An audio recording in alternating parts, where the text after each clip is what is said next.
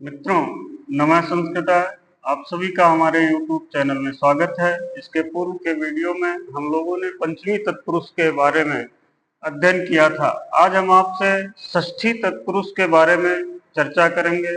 षष्ठी तत्पुरुष का जो सूत्र होता है वह षष्ठी होता है, अर्थात कि यदि पूर्व पद षष्ठी विभक्ति में हो तो ऐसे षष्ठ्यंत सुबंत पद का समर्थ सुबंत पदों के साथ षष्ठी तत्पुरुष समास होता है।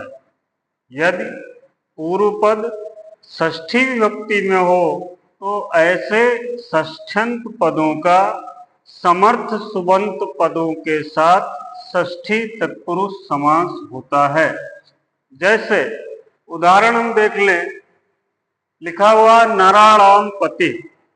अब यहाँ पूर्व पद है नराणाम। नराणाम षष्ठी विभक्ति का रूप है और पति ये समर्थ सुबंत पद है, यह भी सुबंत पद है। तो यहाँ दोनों में समास हो करके, षष्ठी तत्पुरुष समास हो करके जो सामासिक पद बनेगा वह नरपति, अर्थात मनुष्यों का जो स्वामी है, मनुष्यों का जो मालिक है वह नरपति। इसी तरीके से राज्ञ पुत्र, राज्ञ षष्ठी का रूप है और पुत्र सुबंत पद है। इन दोनों में समास हो करके जो षष्ठी तत्पुरुष समास का सामासिक पद बनता है वह राजपुत्र बन जाता है, यानी कि राजा का पुत्र, राजा का बेटा।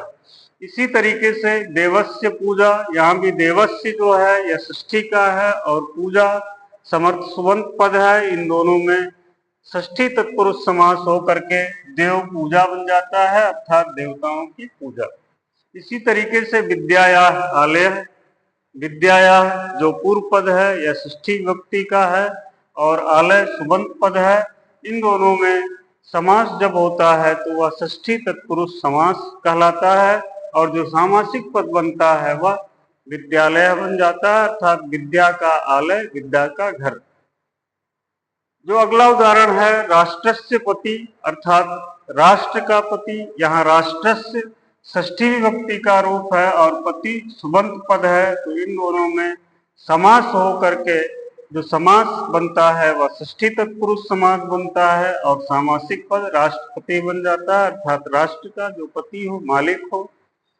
इसी तरीके से काल्या दास, अर्थात काली का दास। यहाँ काल्या षष्ठी विभक्ति का रूप है और दास सुबंत पद है। तो सूत्र आपका कह रहा है कि यदि पूर्व पद षष्ठी में हो और बाद वाला, उत्तर वाला पद समर्थ सुबंत पद हो तो दोनों में षष्ठी तत्पुरुष समास हो जाए। तो यहाँ षष्ठी तत्पुरुष समास होकर के कालिदास प्रयोग बन गया, कालिदास सामासिक पद बन गया।